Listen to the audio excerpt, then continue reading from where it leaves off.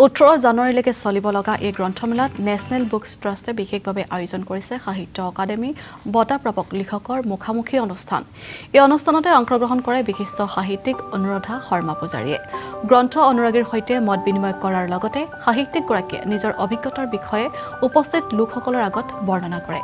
সাহিত্য অকাডেমী আৰু national books ট্ৰাষ্টৰ উদ্যোগত আয়োজন কৰা হৈছে এই মুখামুখি শীৰ্ষক অনুষ্ঠান।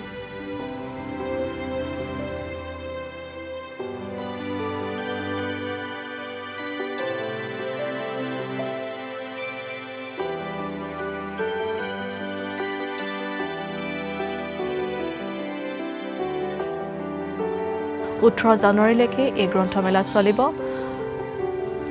আৰু নেশ্যনেল বুক অৱ ট্ৰাষ্টে বিশেষভাৱে আয়োজন কৰিছে সাহিত্য অকাডেমী বঁটাপ্ৰাপক লিখকৰ মুখামুখি অনুষ্ঠান। এই অনুষ্ঠানত অংশগ্ৰহণ কৰে বিশিষ্ট সাহিত্যিক অনুৰাধা শৰ্মা পূজাৰীয়ে।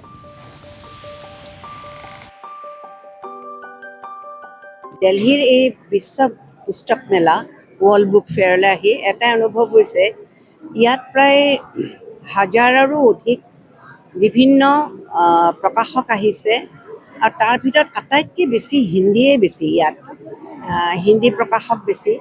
আৰু কিছুমান এটা বস্তু লক্ষ্য কৰিলোঁ যে নতুন কিতাপৰ ইয়াত এখন বেলেগ ধৰণৰ বিপণী আছে, নতুন কিতাপ কি হৈছে।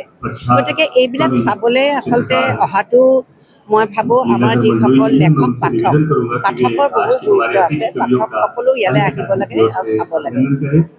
আজি মোৰ ইয়াত অংশ লৈ ভাল লাগিল, কাৰণ বহুত এগৰাকী প্ৰখ্যাত কবি, সাহিত্য একাডেমী এৱাৰ্ডী তেওঁ অনামিকাজী, তেওঁ আৰু মোৰ এক বিশেষ অনুষ্ঠান তেওঁলোকে প্ৰথম দিনাই আয়োজন কৰিছে সাহিত্য একাডেমী আৰু NBT, ইয়াৰ লগত NBT যোগ আছে, নেশ্যনেল বুক ট্ৰাষ্ট আৰু শিক্ষা মন্ত্ৰালয়, কেন্দ্ৰীয় শিক্ষা মন্ত্ৰালয়। দিল্লীৰ এই বিশ্ব পুস্তক মেলা ৱৰ্ল্ড বুক ফেয়াৰলৈ